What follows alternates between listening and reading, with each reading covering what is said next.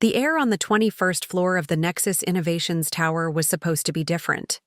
Filtered, rarefied, the kind of air you breathe when your company has just closed a deal worth nearly $1 billion. But in the south hallway, near the executive lounge, the walls were cheap, thinner than you'd expect, thin enough to let secrets bleed through. I wasn't trying to eavesdrop. I swear I wasn't. I'd forgotten my speech notes, my own damn acceptance speech. In less than an hour, I was scheduled to be on a stage, under bright lights, accepting an award for orchestrating that very deal. It was supposed to be a quick trip back to my desk, a moment of cursing my own forgetfulness. I was walking past the lounge when I heard my name, and I froze, my hand hovering over the handle of my briefcase. "Ava handled the merger beautifully," a voice said. I knew it instantly. Marcus Thorne, our chief operating officer. His voice was like expensive whiskey, smooth on the surface with a harsh burn underneath. "She'll be the star of the ceremony. It's the perfect cover." A pause. Then another. Voice. One that felt like a betrayal twisted into sound. "My boss, Eleanor Vance." "Then we transition her out," she said, her tone crisp and clinical. Smooth, classy. She won't see it coming. We give her the trophy, a standing ovation, and then we thank her for her service. By Monday morning, she's a ghost in the org chart. PR is already prepped to spin it as a strategic departure for new opportunities. The air didn't just leave my lungs, it was punched out, stolen. Eleanor. The same woman I'd stayed up with until 3 a.m. helping her prep for the management interview that got her this job. The same woman who, 3 years ago, had cried into her gin and tonic, telling me about her crippling imposter syndrome, confessing that she never would have gotten her first promotion without my mentorship. Now, she was calmly, coolly orchestrating my professional execution. I backed away, my movements slow, robotic. My heels, which had felt so powerful just moments before, now seemed to click too loudly against the polished marble floor, each sound an announcement of my foolishness. I made it back to my desk, my heart hammering a frantic rhythm against my ribs. I grabbed the folder with my speech, my fingers numb. As I turned to leave, I pasted on the smile I was known for. The Ava smile. The one that said, "I'm fine. I belong here. I trust you completely." But inside, something had fractured. A foundational belief in loyalty, in merit, in the simple equation that hard work plus success equals security. That belief cracked, and in its place, something else began to harden. They weren't just firing me. They were planning to dispose of me with flowers and applause, to elegantly sweep me off the board like a sacrificed pawn in a game I didn't even know I was playing so brutally. That was the moment I stopped believing in their loyalty. It was the moment I stopped believing in the flimsy, transactional loyalty of the corporate world. And most importantly, it was the moment I stopped believing in giving my own loyalty to people who wouldn't hesitate to erase my name while smiling to my face. I stood in the executive restroom, staring at my reflection. My navy blazer, the same one I wore the day I landed the pivotal international account that sealed this deal, looked like a costume. I was the lead strategist, the closer. I was the reason we were celebrating a near billion-dollar victory. And tonight, they would hand me a piece of etched crystal and a severance package, then push me off the cliff tomorrow morning with a polite, press-approved smile. A cold calm settled over me. They wanted a show. Fine, I would give them one. I walked into that grand ballroom with my head held high, my smile fixed and bright. The air was thick with the scent of expensive perfume and catered appetizers.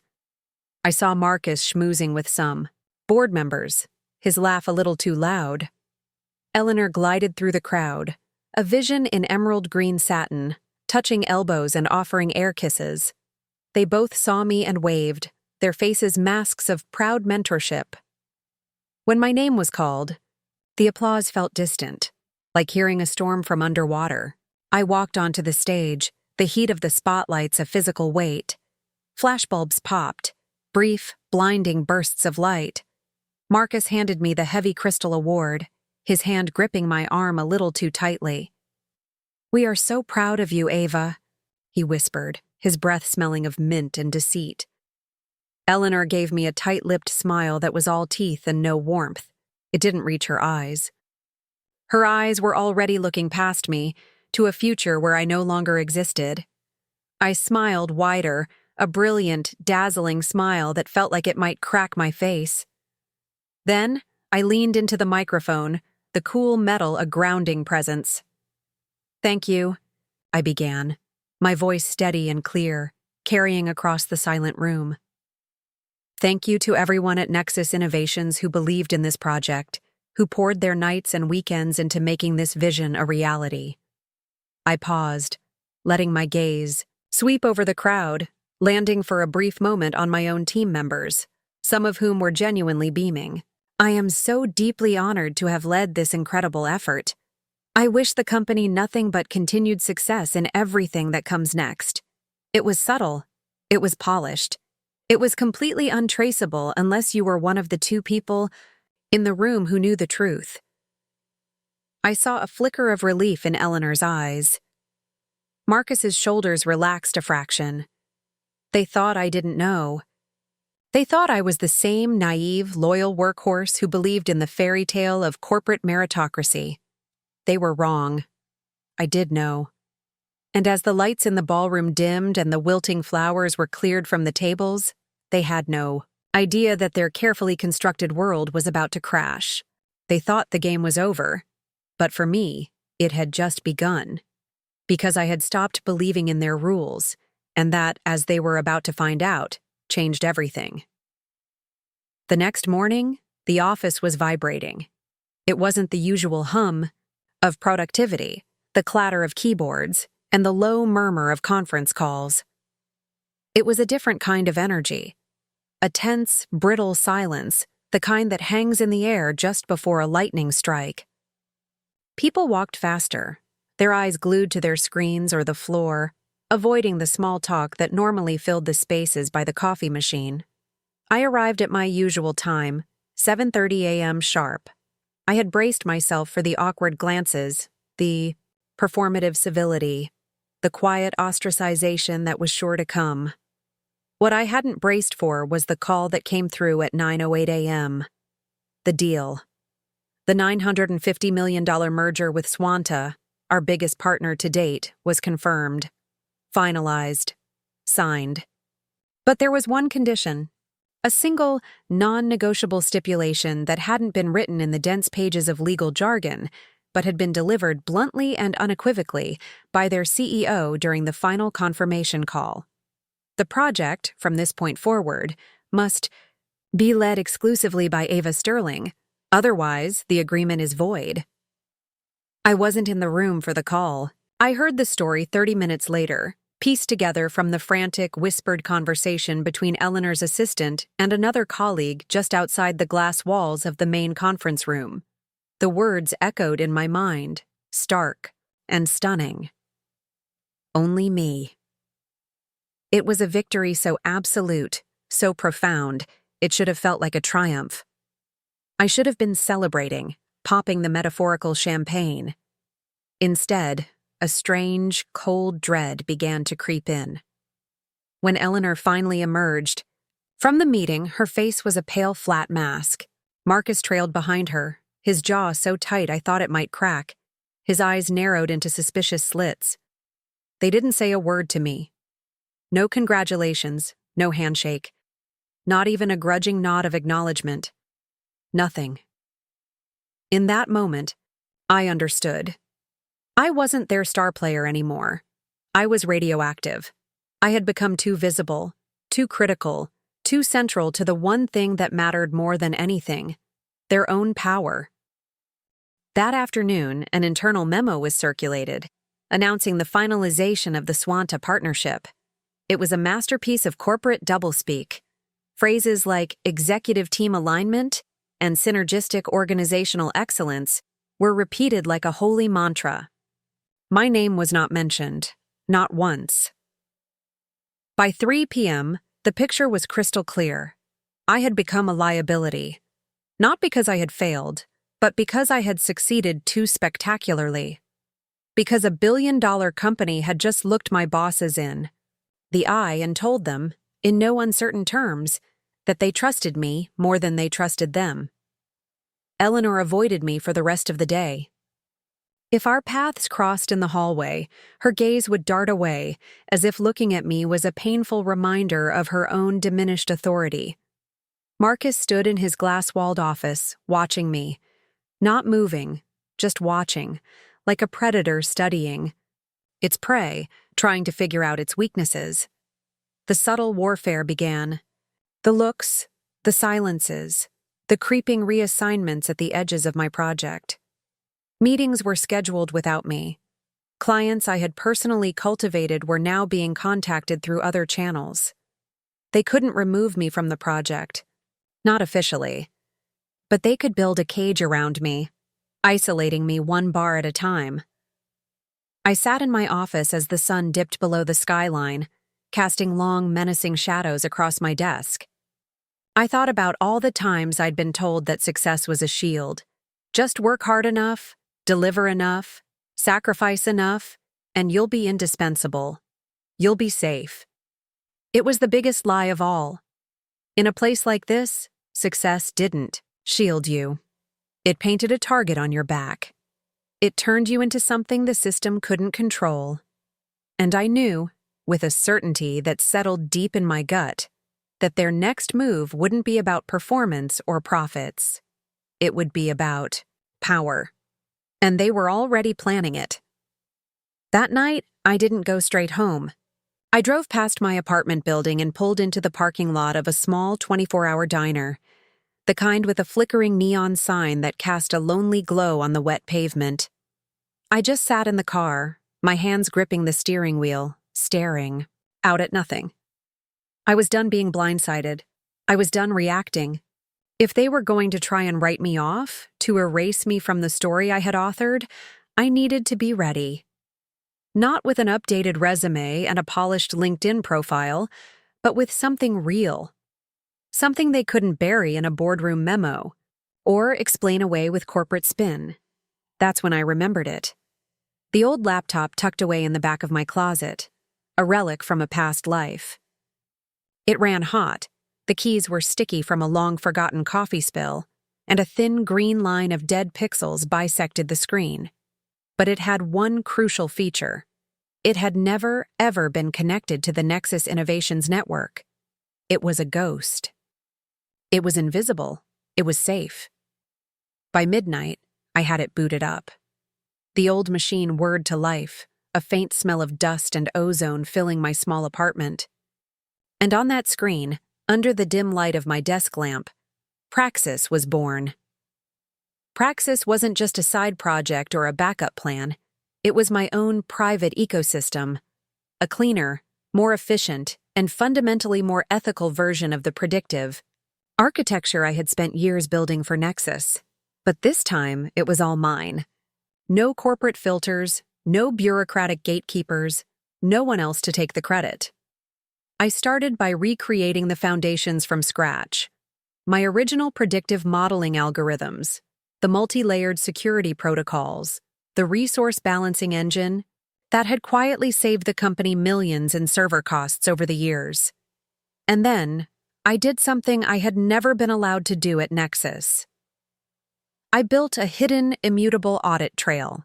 Every single line of code was encrypted and tagged with a unique digital signature. Every access point was logged. Any attempt to copy, modify, or reroute the core system would trigger a silent alert, creating a forensic snapshot of the user's digital fingerprint and activity.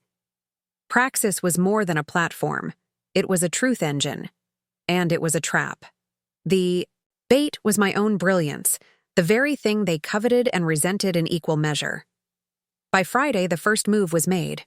An email from Eleanor landed in my inbox. She had copied Marcus. The subject line was continuity planning. The body of the email was polite, professional, and utterly transparent in its duplicity. She was requesting full administrative access to all my project folders and architectural blueprints for backup documentation purposes. Classic. They were preparing for my eventual, inevitable exit while pretending it was just good corporate governance. I smiled a real smile. For the view, first time in days. I didn't deny the request. I didn't push back. I played along. I nodded in the hallway meeting where she brought it up. I shared sanitized, surface-level versions of my work. Documents with enough jargon and polish to pass a cursory inspection, but with none of the essential underlying substance. That same afternoon, I noticed a significant spike in server activity linked directly to Eleanor's executive credentials. She was copying files. Not just my project files, but system logs, architectural diagrams, anything and everything that had my digital signature on it. She was trying to steal my work, piece by piece. I let her. Praxis tracked it all. Every keystroke, every download, every clumsy attempt to rebrand my intellectual property as a team effort. And still, I said nothing. Because silence, I was learning, was a kind of power. It was a blade, and I was just beginning to sharpen it. The unraveling didn't happen with a loud bang. That would have been too obvious, too easy to fight. It happened in a series of slow, deliberate cuts, the kind you don't feel until you realize you're bleeding out. It started with the calendar invites, or rather, the ones that stopped appearing. The weekly executive strategy sessions, the very meetings I used to lead, quietly vanished from my schedule. When I casually asked Eleanor about it, she feigned a look of wide-eyed concern. "Oh, Ava, that must have been an oversight with the new scheduling assistant. I'll make sure you're looped back in for the next one." I never was. Then came the new corporate initiatives. Nexus launched a future-ready talent program, complete with private workshops, exclusive access to emerging tech modules, and leadership development seminars led by industry experts. It was a fast track for the company's chosen few. My name, the architect of their billion-dollar deal, wasn't on any of the lists. When I inquired with HR, the response was a polite, bureaucratic shrug delivered via email. As your role is currently aligned with the technical support branch, strategist resources are allocated differently. We can add you to the wait list for general skills workshops if you'd like.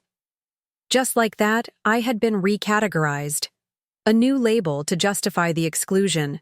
I had gone from lead architect to back-end technician without a single formal conversation. They never officially demoted me. They didn't have to. They just redrew the lines of the playground and put me on the outside. In meetings, the few I was still invited to, I was seated at the far end of the long conference tables, always near the exit, never next to a client. I was introduced vaguely, as part of our exceptional technical team, while Marcus or Eleanor would take turns reciting lines from strategy documents I had written the night before. And if I dared to speak, to offer an insight or a correction, I was met with thin, tight smiles and dismissive phrases. Let's circle back to that later, Ava. Appreciate the input, but we really need to stay focused on the executive-level perspective here. Executive level. As if my decade of navigating enterprise-level crises and high-stakes market pivots didn't qualify. They weren't just ignoring me, they were unmaking me.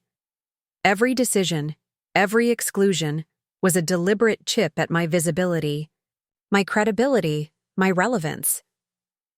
The worst part was the silence from everyone else. A few of the younger analysts, kids I had mentored and championed, would sometimes shoot me sympathetic glances across the room. But they never spoke up. They never intervened. They had their own careers to protect, their own ladders to climb. I didn't blame them. I blamed myself for ever believing that success made you untouchable. It didn't. It just made you a more prominent target. I watched day after day as my ideas, refined, thoughtful, battle-tested, were dismissed in meetings, only to be repackaged and presented a week later under someone else's name. I stopped correcting them. What was the point? They weren't trying to silence my voice. They were trying to erase the fact that I ever had one. And still, I smiled. I showed up on time. I played my part. Because while they were all working so hard to make me invisible, they had forgotten the most dangerous truth of all. You can't see the person who is busy building a new stage behind the curtain. And Praxis was almost ready. It wasn't the demotions or the stolen ideas that finally broke through my cold resolve. It was the coffee. For nearly 4 years, Liam and I had a ritual. Every single morning, at exactly 10:15 a.m., he'd send a single coffee cup emoji to my chat window, and I'd already be standing up from my desk. 2 cappuccinos from the artisanal cafe on the ground floor. One dusted with cinnamon, mine. One with an extra shot of vanilla syrup, his. It was never just about the caffeine. It was our rhythm, our daily escape hatch. 5 floors below the EI, fluorescent lights, the office politics, and the power games. We'd sit on the same stone bench under a pair of birch trees, watching pigeons fight over muffin crumbs. Some days we barely spoke, just soaking in the quiet camaraderie. Other days we talked about everything, his mounting frustration with Marcus's micromanagement, my chronic insomnia, the sci-fi novel he was secretly writing, the tech startup. I dreamed of launching one day.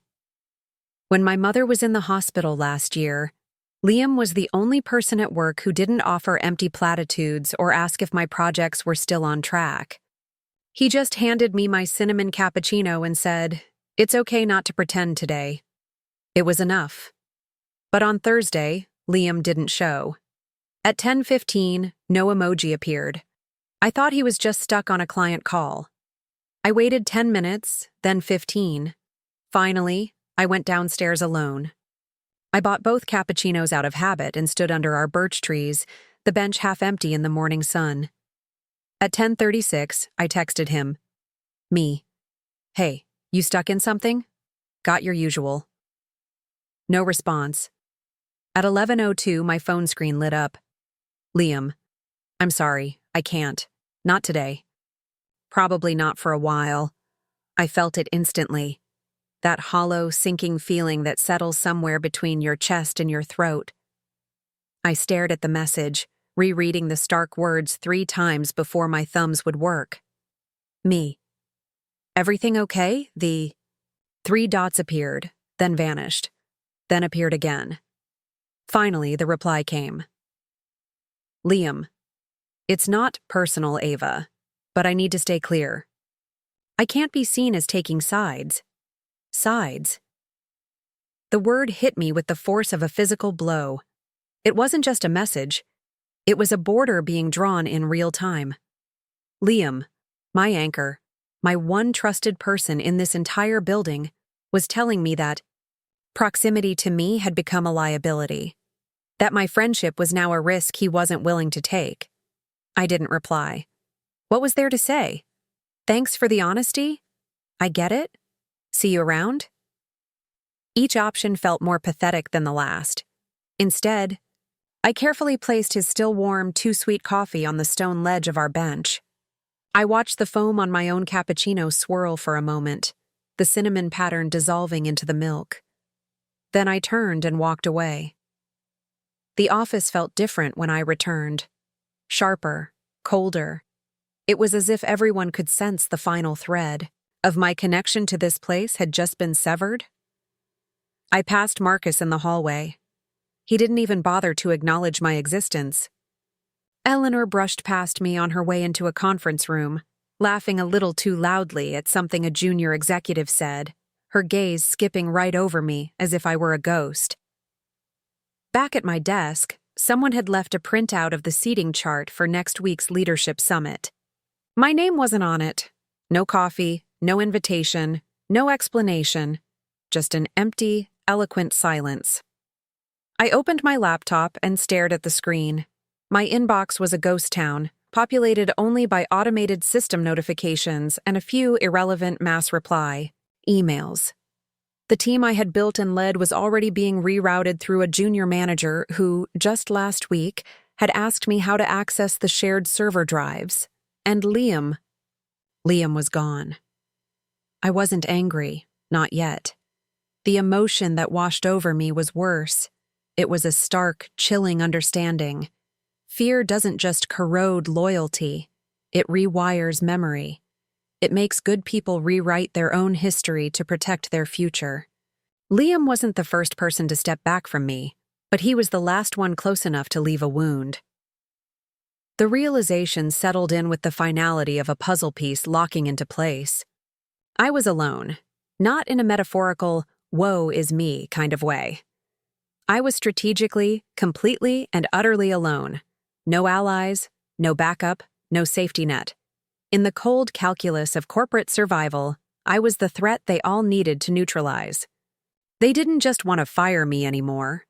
They wanted to erase me, professionally and personally.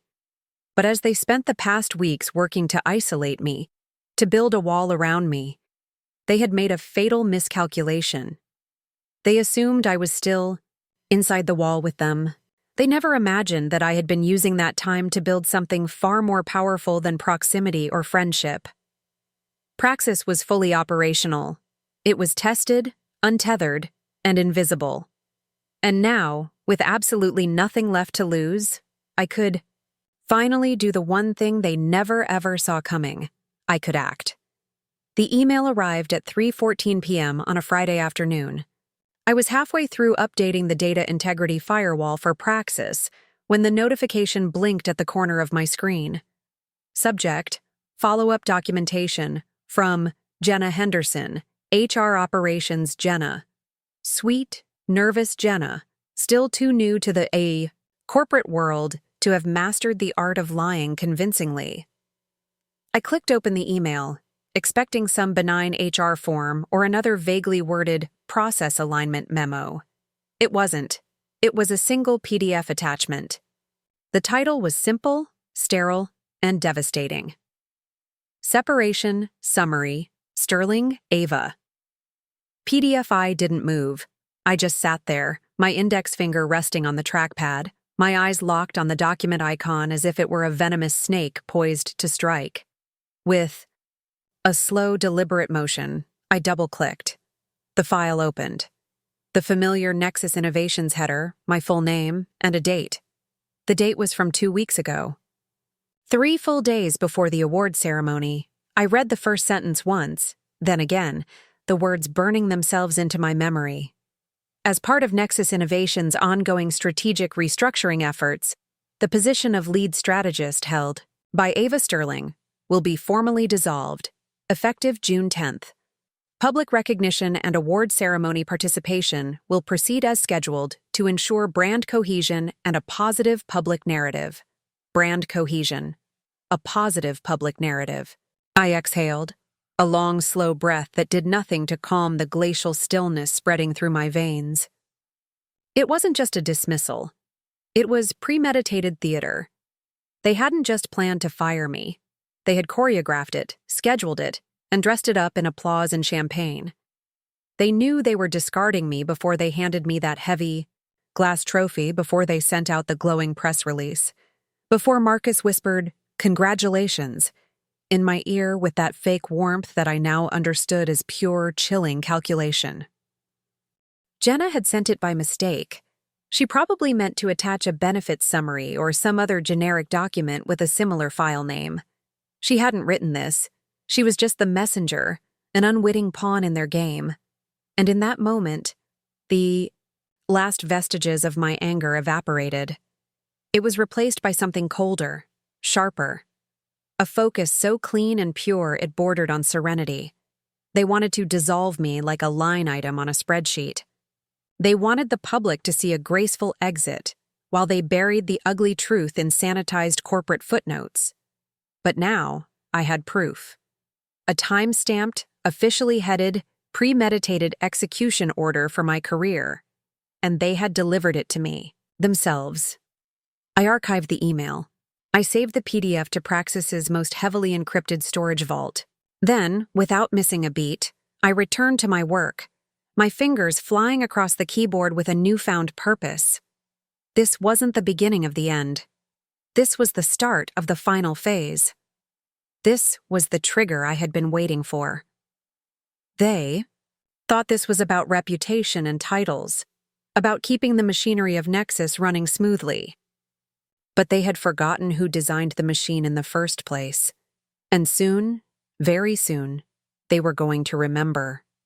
Not when I shouted or slammed doors, but when the dashboard started to flicker, when the system stopped responding, and when the silence in the office turned into something far too loud to ignore. They wanted me to be quiet.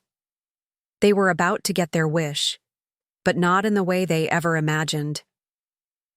By Monday morning, the Nexus office buzzed with its usual artificial calm. Forced smiles, the rhythmic click-clack of keyboards, the low hum of filtered air and even more filtered ambition. But beneath the surface, I was already gone. Not in body, but in intention. The moment I opened that mistaken email from Jenna, something inside me had shifted permanently. It wasn't just about betrayal anymore. It was about liberation. There was nothing left here to salvage, and more importantly, I no longer wanted to. It was time to build something new. I just needed one quiet door out of the maze I had helped design.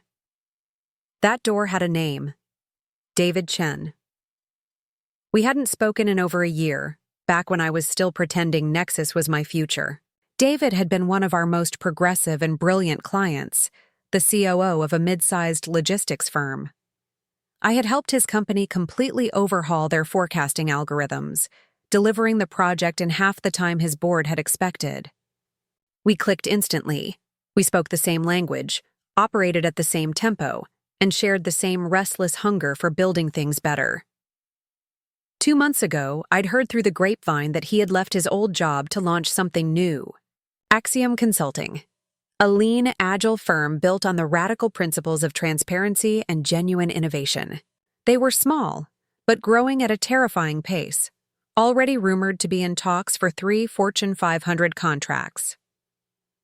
That afternoon, sitting at my desk in the heart of the company that was plotting my demise, I sent him a message. Not through LinkedIn or my Nexus email, but through my personal encrypted channel. It was one sentence. Ava. David, I have something you'll want to see. Clean, fast, and independent. Built for the future, not the past. Can we talk? His reply came in less than 2 hours. David. Wednesday, noon. Send the deck. NDA not needed. He remembered. A small, genuine smile touched my lips. The transition had begun. That night, hunched over my battered old laptop in my apartment, I finalized the pitch deck for Praxis. I stripped the language of all corporate buzzwords and meaningless jargon. This wasn't about selling shiny features. It was about solving real, tangible pain points for companies drowning in data but starving for insight. I framed the system as a compass. No dependencies, no legacy lag, no vendor lock-in. Just speed, clarity, and resilience. Highlights: independent architecture, zero tethers to Nexus platforms, full transparency, real-time, unalterable audit logs, adaptive algorithms, tuned to client behavior, not just market noise. Security first. Design, built-in breach detection and forensic flagging. Modular build for seamless vertical scaling. The crown jewel, however, was a case simulation. I had used Nexus's own historical data, stripped of all branding and anonymized, of course, to run a head-to-head comparison. The results were undeniable. Praxis was 38% faster in its processing, showed a 22% improvement in forecasting precision, and offered 0% vendor lock-in. It was a kill shot. By 3:17 a.m., the deck was done. It wasn't flashy or arrogant. It was simply irrefutable. The next day, Tuesday, I quietly cleared the last of my personal files from the Nexus server. No traces, no noise. I began transferring. My original work, the algorithms, frameworks, and modules that were legally and intellectually mine, into Praxis's secure ecosystem. I was preparing for a day I hadn't been able to name until now. I could feel the change in the way I walked into the building the next morning. My shoulders felt lighter, my breath slower. I still wore the badge. I still took the pointless meetings. I still nodded politely in the hallways. But I was no longer a player in their game. They had staged my exit. Now, I was scripting my own rebirth. It was almost too easy. Buried deep inside the original architectural agreement for Nexus's predictive platform, the one I had drafted, myself, was a clause. It was nestled right between the innocuous legal boilerplate and the dense footnotes that no one ever bothers to read. Clause 22.7, Intellectual Framework and Operational Rights. All proprietary algorithmic frameworks, adaptive learning modules, and forecasting sequences developed by Ava Sterling remain the sole intellectual property of the creator. Usage is licensed to Nexus Innovations exclusively under her direct operational supervision. Termination of her employment, for any reason, immediately voids said license unless renegotiated with explicit written consent from the creator. At the time, years ago, no one had questioned it. The legal team, swamped with bigger contracts, had barely blinked. My boss at the time, long since departed, had been so eager to push the new system live that he'd likely assumed it was just technical fluff. I was just the architect, right? A coder. Not someone with leverage. They were wrong. Now, with that unsigned, premeditated dismissal document saved securely in my possession, Clause 22.7 was no longer a hypothetical safeguard. It was a loaded gun. By Thursday morning, Nexus's internal dashboards all glowed a healthy green. KPIs projected calm and control. But none of them knew that the legal foundation holding their entire predictive infrastructure together was already fractured beyond repair. I printed a single copy of Clause A, 22.7. I highlighted the key terms in bright yellow. Then, I walked calmly, deliberately, into Marcus Thorne's glass-walled office. He didn't look up from his laptop. "I'm busy, Ava. You'll have to schedule something through Eleanor's assistant." "I only need 5 minutes," I said, my voice even. I slid the single sheet of paper onto his desk, right next to his hand. He glanced at it, irritated. Then his eyes dropped to the highlighted text. I watched his expression shift, a slow, fascinating progression from annoyance to confusion, and finally, to a dawning, sickening dread. "This can't be right," he muttered, his voice barely a whisper. "It is," I said quietly. "It's been part of my contract since the day the platform was deployed. You signed off on it." His hands flew to his keyboard, his fingers clattering as he frantically pulled up old internal files. "Legal never flagged this." "They didn't read it closely enough," I said. "And neither did you." He looked up at me then, his jaw tight, a cornered look in his eyes. "You're bluffing." I leaned forward, my hands resting on his desk. "If you terminate my employment," I said, my voice low and clear, "you lose the entire system. Praxis is mine. You have no legal right to operate it without me. And I have absolutely no intention of licensing my life's work to a company that built a conspiracy to erase me." I stood up straight, letting the silence hang in the air, heavy and absolute. "I just wanted you to know, officially." By that afternoon, HR called me into a meeting. This time, Jenna couldn't even look me in the eye. A senior lawyer I had never seen before did the talking. "We've reviewed Clause 22.7, he said, stumbling over the words. "And after legal consultation, we would like to formally confirm that Nexus Innovations wishes to retain the platform, under your ongoing supervision, of course." I just nodded, my expression neutral. Of course you do. What they still didn't understand, what they never could, was that power isn't always loud. It isn't always tied to a title, a corner office, or access to the right meetings. Sometimes power is built quietly, in clauses and in code. It's built in conviction. And now, they were bound by all three. The invitation arrived in a thick, cream-colored envelope with embossed gold lettering. Nexus Innovations Annual Visionary Awards, Gala Formal Attire. Red carpet. A private table was reserved for executive leadership and distinguished contributors. My name, Ava Sterling, was printed in elegant, flowing script on the seat assignment card tucked inside. A year ago, this would have felt like the pinnacle of my career. Now, it felt like a beautifully decorated trap. They were dressing it up, making it grand, but it was just the final act of their pathetic little show. A clean, public farewell for the shareholders. A spotlight send-off to keep their hands clean. While they pushed me out the side door. They had decided to go through with the plan, Clause 22.7 be damned. They were arrogant enough to believe they could still spin the situation, that they could force my hand with public pressure or negotiate a new deal after the cameras stopped flashing. They fundamentally underestimated how far beyond them I had already moved. I RSVP'd immediately. Looking forward to celebrating, I typed, and I meant it, not their success. Mine. When I arrived, the grand ballroom was glowing with soft light, champagne towers, and the brilliant sheen of artificial smiles. Everyone was dressed like a character in a corporate fairy tale, sleek tuxedos, glittering gowns, and carefully rehearsed laughs that never quite reached their eyes. Eleanor wore a deep, blood-red satin dress, a stark contrast to her pale, strained face. Marcus looked like someone had forcibly replaced his usual scowl with a salesman's grin. They greeted me as if none of the past month had ever happened. "Ava, you look radiant as always," Eleanor cooed, kissing the air beside my cheek.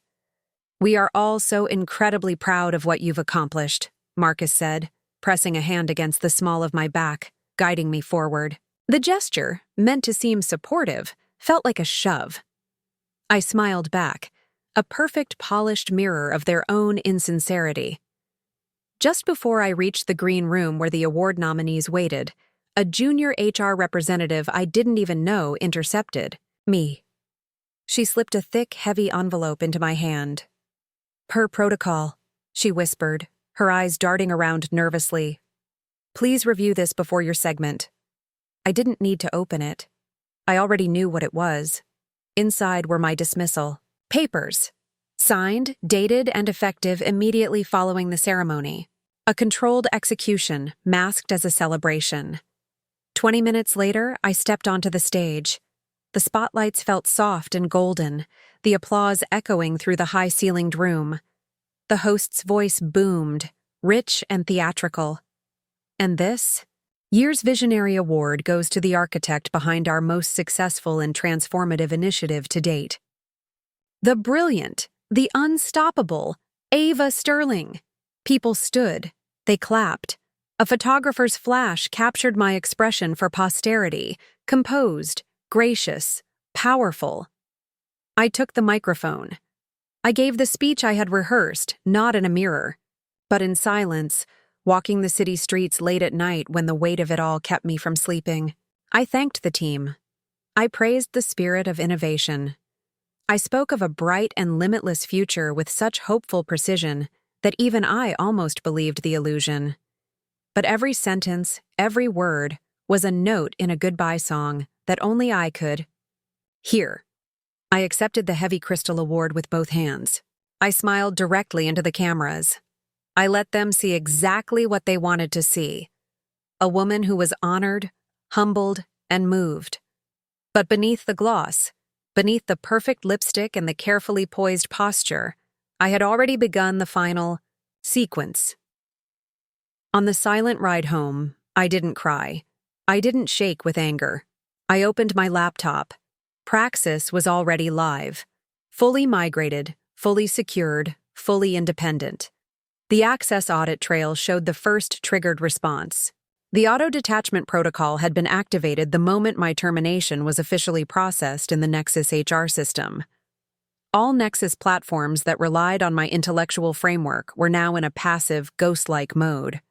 They were still functioning, but only just. A hollow engine, running on fumes, about to stall. Their elegant dismissal had lit the fuse. The countdown had begun. They thought they could rebuild it. After the ceremony, after the applause faded and I had walked off that stage with a smile stretched like porcelain over steel, they moved with astonishing speed. Within 48 hours, internal.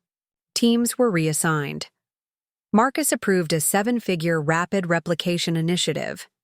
Eleanor brought in 2 external contractors, supposedly elite system architects from a rival firm. The mandate was clear and urgent: rebuild Ava's platform, without Ava. But they didn't understand what they were dealing with. They thought Praxis, or their stolen, incomplete version of it, was just code. A smart framework. A collection of algorithms that could be reverse-engineered, polished, and rebranded for the sake of continuity. They didn't realize the heart of Praxis wasn't in its structure, it was in its consciousness. And by firing me, they had triggered the one protocol they never imagined I was capable of planning, the fail-safe. The Truth Protocol. At 7:12 a.m. on Monday morning, a junior engineer, fueled by caffeine and pressure from on high, tried to run a partial compile of a stripped-down version of my platform. The system recognized the breach instantly.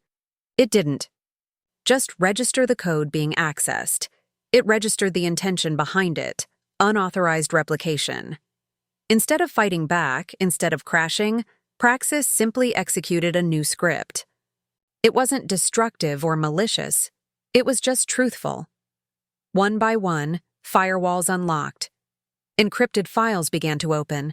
Logs, internal chat transcripts, project audits, performance manipulation records, every ghost-written executive memo praising a project while plotting its creator's demise. It was all there. Every lie, every betrayal, every unethical shortcut. Everything was cataloged, tied to user credentials, time-stamped, and verified by the system's immutable audit trail. Then, precisely at 7:26 a.m., the real heart of the system activated. An automated series of emails was sent: subject, violation report, unauthorized replication attempt and evidence of internal fraud recipients, the U.S. Securities and Exchange Commission, Enforcement Division Axiom Consulting, Legal Department, ATN, David Chen. The business ethics desk at the Global Financial Times 3 of Nexus's top-tier clients currently under contract, and one simple address. Presswire.com. It was automatic, unstoppable, and utterly, damningly undeniable. By noon, the fallout began. The first article hit the press. $950 million deal compromised by internal fraud allegations at Nexus Innovations. By 3:01 p.m., Axiom Consulting issued a public statement withdrawing their interest in any partnership, citing critical ethics breaches and a fundamental instability in leadership. The Swanta deal, the one that was supposed to be my legacy, was officially dead. By 4:00 p.m., Nexus stock began to plummet. 11%, then 19%, then 27%. Traders panicked. Investors demanded answers. The board, finally seeing the abyss opening beneath them, moved swiftly. Eleanor resigned first. Her public statement a mess of vague language about stepping aside for personal reflection.